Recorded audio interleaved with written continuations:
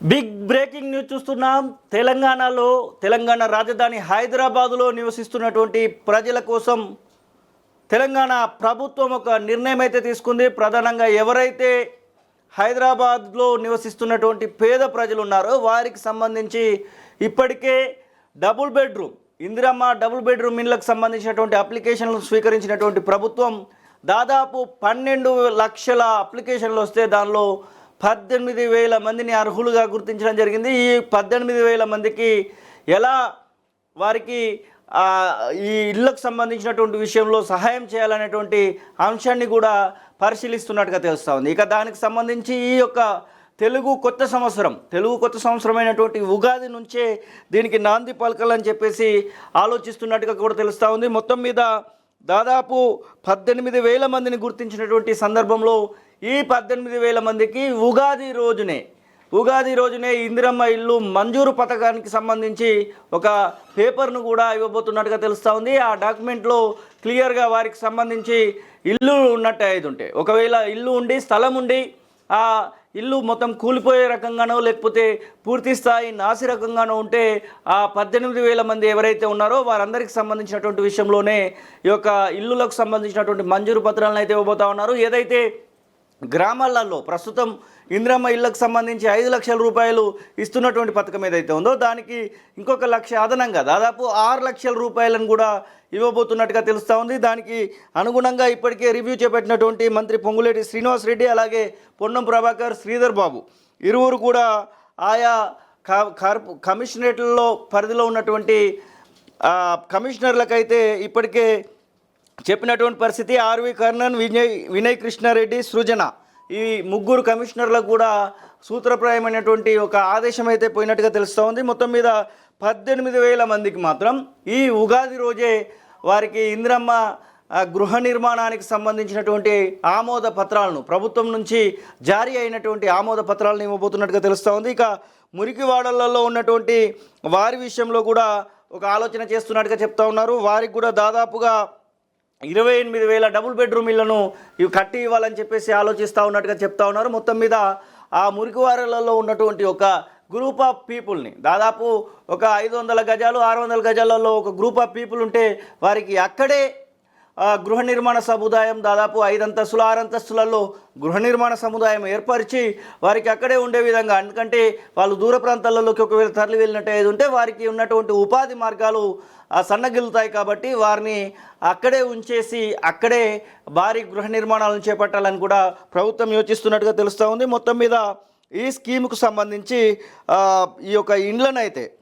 ఖచ్చితంగా కట్టి ఇవ్వాలని చెప్పేసి చెప్తా ఉన్నారు. ఇక పిఎం ఆవాస్ స్కీమ్ కింద దాదాపు 1,13,000 ఇండ్లను ఇప్పటికే కేంద్ర ప్రభుత్వం నుంచి విడుదలవ్వడం జరిగింది. దాంతోపాటుగా స్టేట్కు సంబంధించినటువంటి ఇందిరమ్మ గృహ నిర్మాణానికి సంబంధించినటువంటి విషయంలో కూడా ఆలోచనలు చేస్తున్నట్టుగా మాత్రం తెలుస్తూ ఉంది. మొత్తం మీద తెలంగాణ వ్యాప్తంగా ఈ యొక్క ఇందిరమ్మ ఇండ్ల పథకాన్ని అయితే ఖచ్చితంగా ఛాలెంజింగ్గానే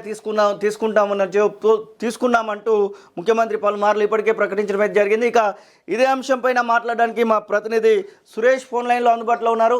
సురేష్, ఏంటి ఖచ్చితంగా ఉగాదికే ఈ యొక్క దాదాపు 18,000 ఇండ్లకు సంబంధించినటువంటి ఇండ్ల మంజూరు పట్టాలను ఇవ్వబోతున్నట్టుగా తెలుస్తూ ఉంది.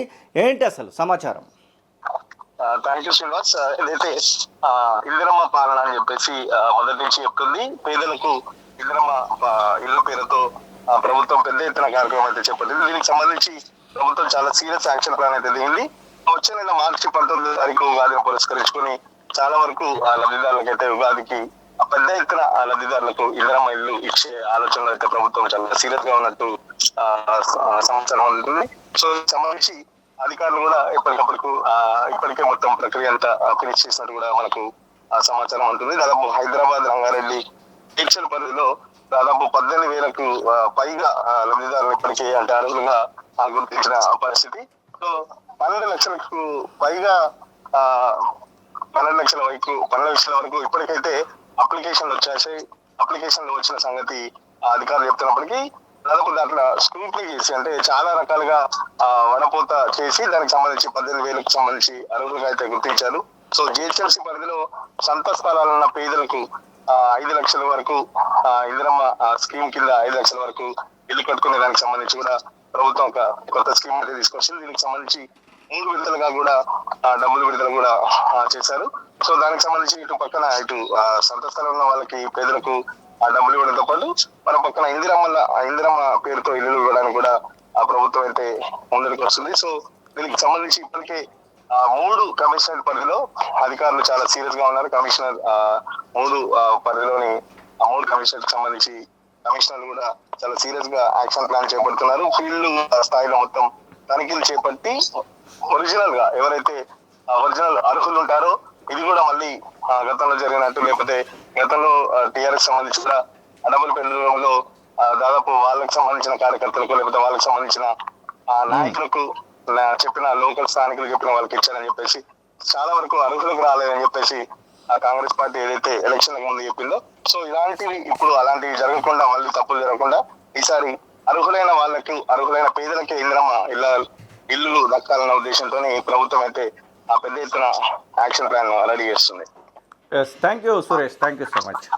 ఇది ప్రస్తుతం తెలంగాణ రాష్ట్ర ప్రభుత్వం ఆలోచిస్తున్నటువంటి మాట ఏంటంటే ఖచ్చితంగా ఇందిరమ్మ ఇల్లు లేని గ్రామాన్ని చూపిస్తారా అంటూ రేవంత్ రెడ్డి ప్రచారంలోనే చెప్పడం జరిగింది. అట్లానే సిటీలో కూడా ఇందిరమ్మ ఇళ్ళకు సంబంధించినటువంటి ఆలోచనలు చేస్తున్నట్టుగా తెలుస్తూ ఉంది. ఇక గతంలో కట్టి ఉన్నటువంటి కొన్ని దాదాపు 70-80% కూడా నిర్మాణం పూర్తయి ఇంకా కొద్ది శాతం మాత్రమే నిర్మాణంకు నోచుకున్నటువంటి ఆ భవంతుల విషయంలో కూడా ఆలోచనలు చేస్తున్నట్టుగా తెలుస్తూ ఉంది. మొత్తం మీద తెలంగాణ ప్రభుత్వము హైదరాబాదులో నివసిస్తున్నటువంటి ఎవరైతే పేద ప్రజలు ఉన్నారో వారి కోసం అయితే ఈ యొక్క ఇందిరమ్మ ఇళ్లకు సంబంధించినటువంటి హామీ పథకాన్ని ఏదైతే ఉందో దానికి సంబంధించి ఉగాది రోజునే 18,000 మందికి ఆ యొక్క ఇందిరమ్మ ఇల్లు మంజూరు ఆ పేపర్లను అయితే ఇవ్వబోతున్నట్టుగా డాక్యుమెంట్లు అయితే ఇవ్వబోతున్నట్టుగా తెలుస్తూ ఉంది.